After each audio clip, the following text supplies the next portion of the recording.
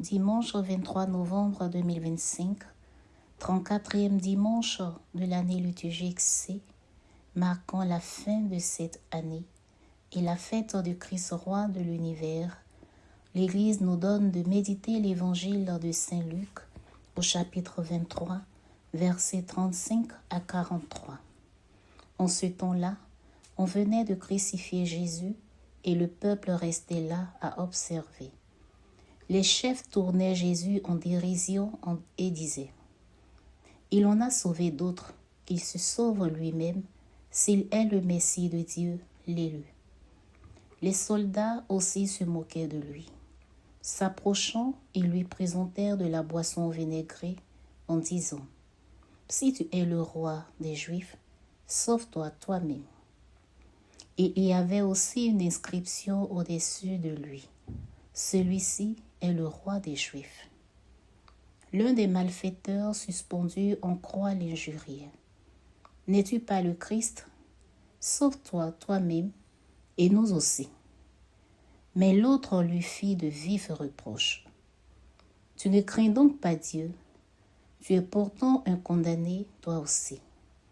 Et puis, pour nous, c'est juste. Après ce que nous avons fait, nous avons ce que nous méritons. Mais lui, il n'a rien fait de mal. Et il disait, Jésus, souviens-toi de moi quand tu viendras dans ton royaume. Jésus lui déclara, Amen, je te le dis. Aujourd'hui, avec moi, tu seras dans le paradis. Acclamons la parole de Dieu. Louange à toi, Seigneur Jésus.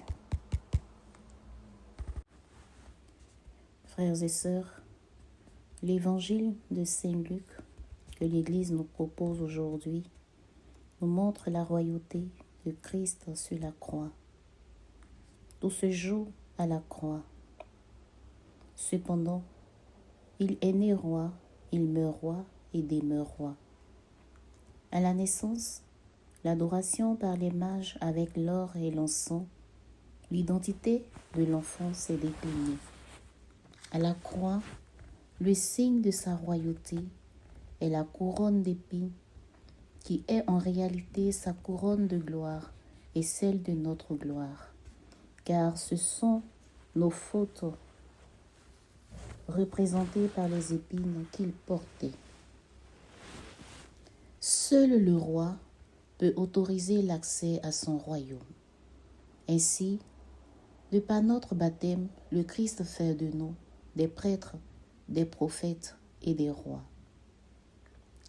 En cette fête du Christ roi de l'univers, c'est l'heure pour chacun de nous de faire le bilan de l'année liturgique, de faire le bilan des engagements baptismaux.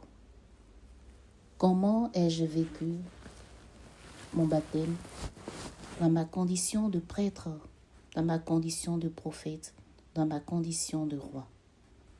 En célébrant le Christ roi de l'univers, le Christ nous rappelle que notre vie s'achève en lui, dans son royaume. Notre passage sur terre doit donc trouver son aboutissement, sa pleine réalisation en lui. N'oublions donc pas qu'en tant que co-héritiers avec le Christ, nous sommes aussi de petits rois et de petites princesses. Que notre vie sur terre reflète la royauté. Et comme le dit l'Écriture, cherchez d'abord le royaume des cieux et toute chose vous sera donnée par-dessus tout.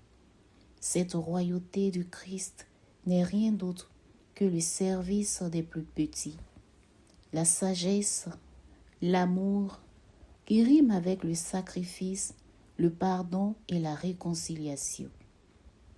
Ainsi donc, si nous voulons vivre dans le royaume de Dieu, portons joyeusement notre croix, parce que celui qui veut marcher à la suite de Christ devra porter sa croix, devra être crucifié, devra porter la couronne d'épines, mourir avec le Christ, afin de parvenir au royaume comme l'a fait le bon larron. Bonne fête de Christ roi de l'univers.